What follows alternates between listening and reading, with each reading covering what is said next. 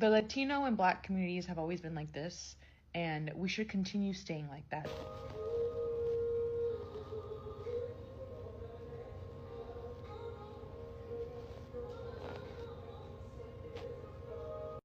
Well, if y'all have to slow down in this neighborhood going down that hill right there. I was going like 12 You miles shut per the hour. fuck up when I'm talking to you, boy. Bitch made boy. So I live in San Antonio, Texas. And my experience with living here as an Afro-Latina is very interesting. I've noticed, and it's something that I'm okay with, that I don't fit in either in the African American community or in the Latino community, which is predominantly Mexican. It's like I'm not Latina enough for the Hispanic community, and I'm too Hispanic for the Black community. But the thing is, I can vibe with both communities. I just know myself that I don't fit in. Like certain conversations that people have, I don't get or I don't care to be part of.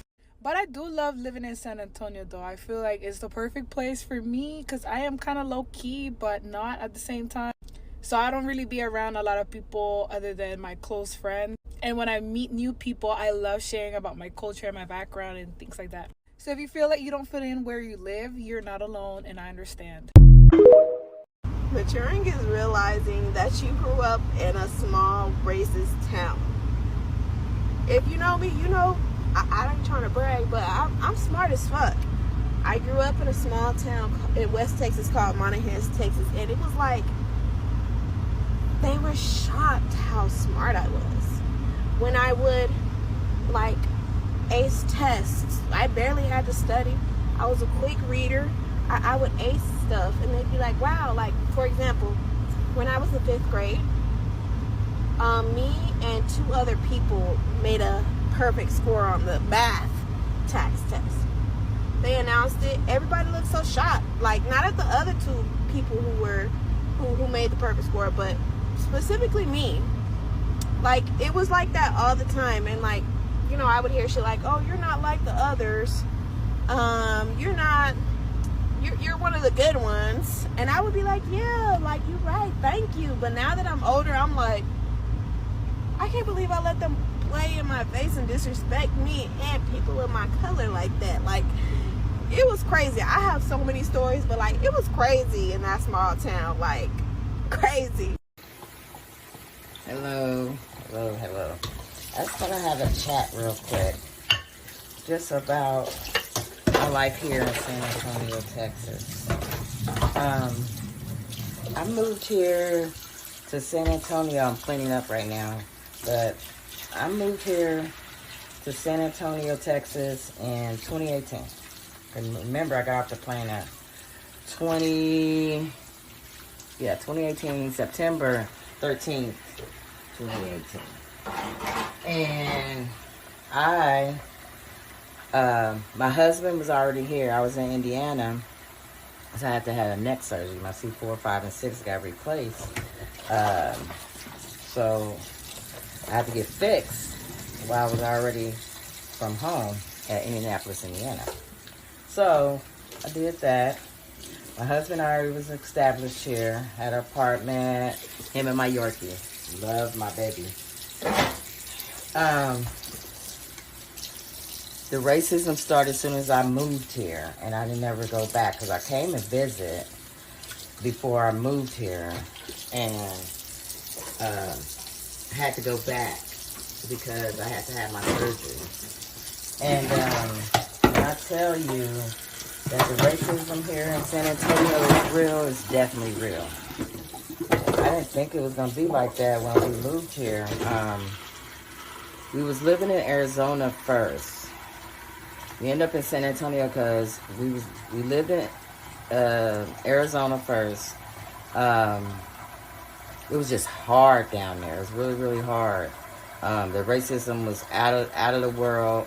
They wanted all these extra fees and everything. The job that I transferred to down there, they didn't have it anymore.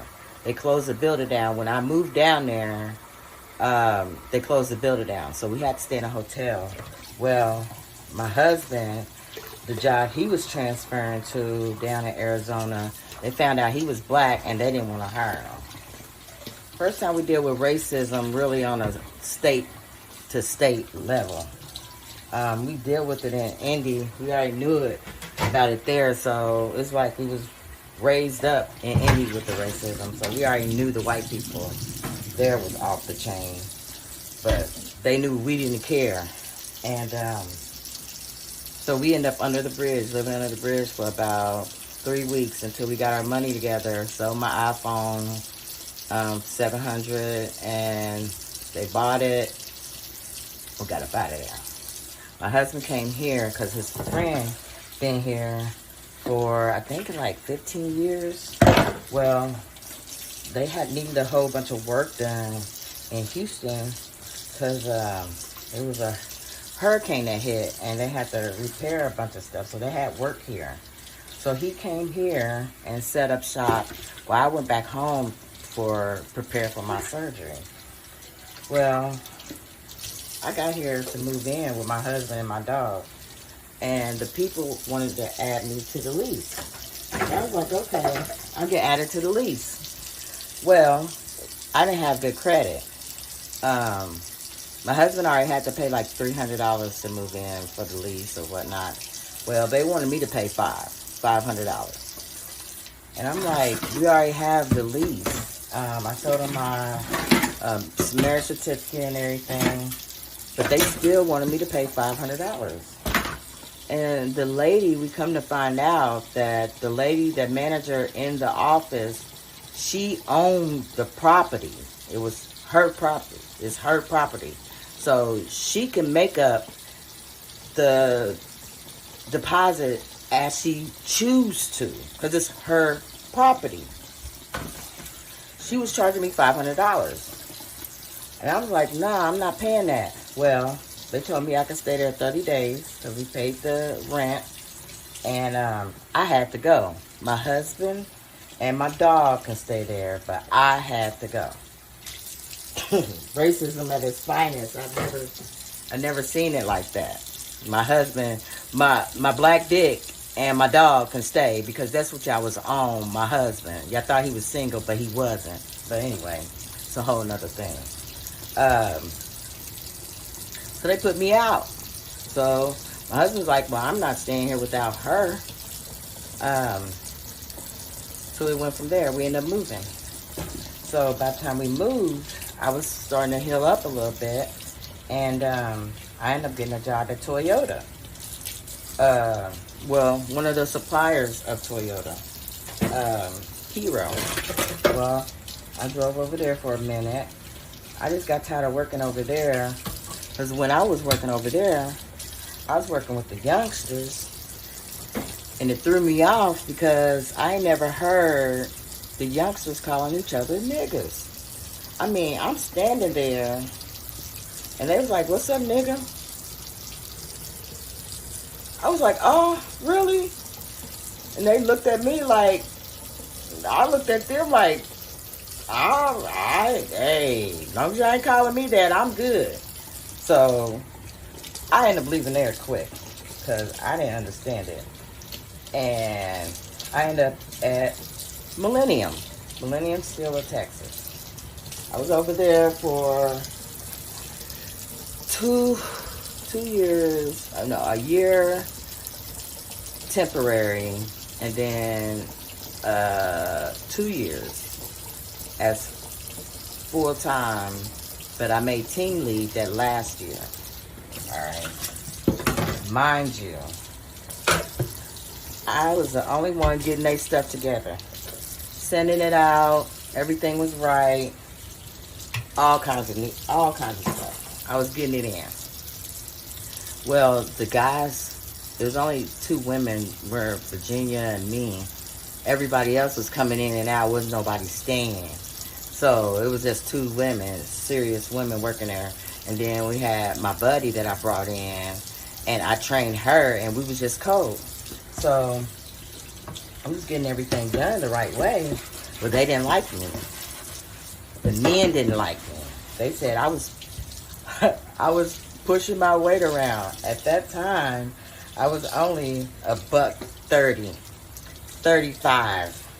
So you telling me me being a black woman and pushing my weight around. So I was like, wow. And every time, over the years that I worked there, every time we would meet up with people and conversate, they'd be like, how's that working out? You work over there? How's that working out for you? And I'm like, what do you mean? They like, they run all the black people out of there.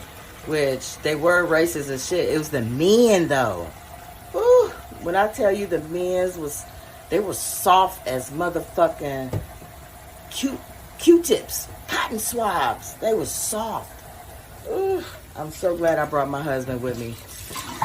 But yeah, I couldn't, they fired me. They walked me out and told me I was pushing my weight around. I got into it with too many people and yeah, they didn't want me no more. So they got in trouble because they couldn't get the stuff over there in time, and with the stuff they were sending over there in time was not even good. All right, I gotta come back for another one. So back to part 2. The stuff wasn't good, so they had to put out an announcement saying that Toyota had to slow up production on the news. They had to slow up production because they didn't have enough people staffed at their suppliers. I left. And then they ended up firing my buddy right after me. So you wasn't going to have me in there. And then my buddy is Mexican. She been cool with me since I got here. And you think you're going to keep her and make her the team lead. And then you fired me. And I trained her. So she's just as good as me. But she could never be as good as me. I don't know what happened to her. But she ended up getting fired right after I got fired. So I was blessed with another job right after that. And the job I was blessed with was Green Tweed. And this time I'm working in a building, making more money, chilling, doing my job at my desk. And the women I'm working with this time. I just found out that, and I didn't know this at Millennium, I found out that there were 2 different kind of, maybe 3, I'm not for sure, but I know of 2 different kind of Mexicans. There are Tex-Mex and there are Mexicans. So I'm not really for sure. The Tex-Mex are the white Mexicans. When I was working at Millennium, this girl had said to the other white guy, and he said he was Mexican too, but I'm telling you, they didn't look Mexican at all. One looked like he had pasty-ass skin, that he couldn't go out in the sun. He said he couldn't go out in the sun like that, but you Mexican. And then the other girl, you could tell she Mexican. Let me tell you what she said. Oh, I don't want to go out in the sun. The sun is too hot. I don't want to get too dark. And then looked at me. I looked at her. I was like, I don't have that problem. I'm already dark, so I don't have that problem. That remind me of the Tex-Mex, them 2. Now, the Mexicans are the ones that look like they're Mexicans. The darker ones. And I'm trying to figure out, they don't like each other. Found that out working at Green Tweed. But when they got a common goal, they connect together. Honey, when I tell you I got into one person there, because you're not going to talk to me no any kind of way. I don't give a fuck who you are and what you represent. You're not going to talk to me no any kind of way, because don't play with me. So I let them have their little say. I let them do what they do. But then they start telling on me. Y'all inviting me to sit to eat lunch with you. All along, going to tell the supervisors any and everything that I'm doing, making up stuff. Now, when the supervisors walk through the lunchroom and I'm sitting at the table with you guys eating, they looking at me like I'm crazy. But y'all, the whole time, trying to keep me, but y'all stabbing me. Just stabbing me, slitting my throat behind my back. You bitches is ratchet. You bobblehead ass bitches. That's what y'all are. Y'all not our friends. You ain't never been our friends. And if you one thing I say different that you don't like, You're going to stab me in my back and go run tell. So, no. Whatever this girl is talking about and all these Latinos and Mexicans is talking about, they're not our friends. I'm living proof here in San Antonio, Texas. So, I had to let that job go. It was just too much. It was bringing my spirit down. My spirit was like, I was fighting my spirit. I'm already working third shift so I can make the most money, and I'm making the money. Money wasn't a problem. It was working, going to work, having to deal with these people that don't like you. You work better than them. You don't miss days. You helping them out.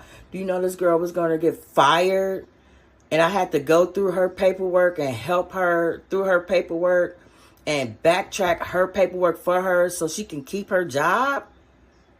But you stabbing me and cutting my throat all in the same sense? That's when I found out that my skin color is not my friends. Because there's like 2 or 3 of them. Older cats. That was like 62, 70 maybe. But they were for the Tex-Mex and the Mexicans. You know what they said? I can't afford to get into it with them because everybody's going to be at my throat. When I tell you I had about 7 or 8 people coming at me at one time, it was to the point the whole clean room was coming at me. And I didn't give a fuck because y'all wasn't going to stop me from making my money. I took it and strive. But when they got physical and when I got bumped, I ended up quitting. You know why I quit? Because I was about to haul off and knock that bitch out.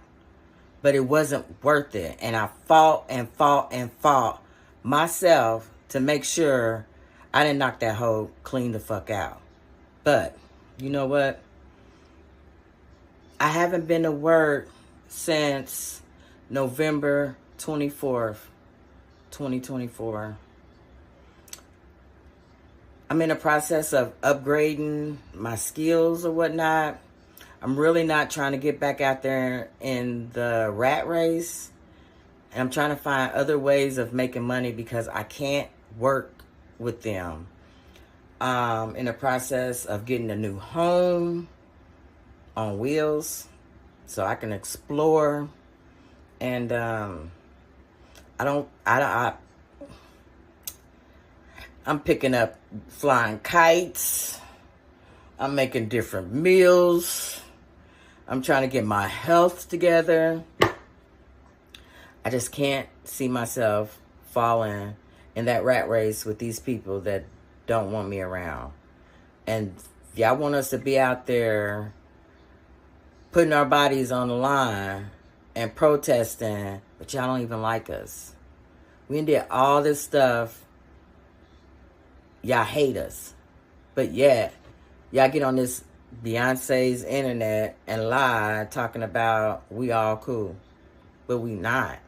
So, I learned a lot from Indianapolis where all the Ku Klux Klans and the white people hate us. And we already knew that. It's like, it's a difference. It's like, I grew up in Indiana knowing that the white people hate us. So it's like I dealt with it and I moved past it.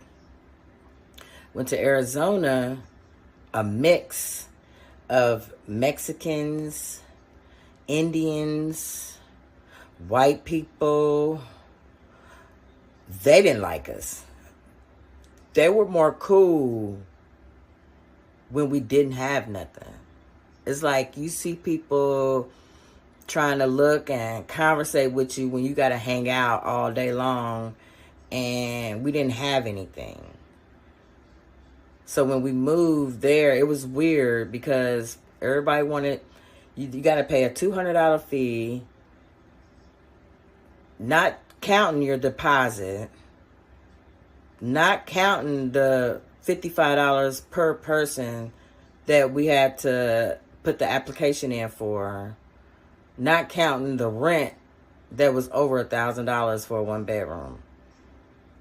It was a lot going on in Arizona, and we had to get out of that. It was just too much. But here in Texas, I learned from September 13th, 2018 till now to stay the fuck out their way, and they better stay the fuck out of my way, because I'm not going. I'm not in y'all rat race. I'm not in y'all face. I just want to do what I need to do for me and mine and help out my people along the way and live life, manifest, because we about to get our world back. I don't know if it's going to be in my lifetime or who lifetime it's going to be, but black people about to run this world again, and y'all gonna have to move over. That's all I got to say. But thank y'all for listening to me. I got to go because I think my time is running out. But thank you. I just had to get a couple little things off my chest because I've been watching the internet and listening to the Latinos and listening to the Mexicans and listening to the Tex-Mex and listening to the white people, and it was just all built up. We as black Americans, we have no allies. It's only us. We're going to be the only people that get our people together. And once we unite, oh my. I can't wait. But you guys have a good day. I'm increasingly hornswoggled every single day by the fact that being a black girl is living in perpetuity of waiting for things to get better. They'll tell you it gets better in middle school, and then it won't. And then they'll tell you it gets better in high school, and then it won't. And then they'll tell you it gets better in college, but I'm in college.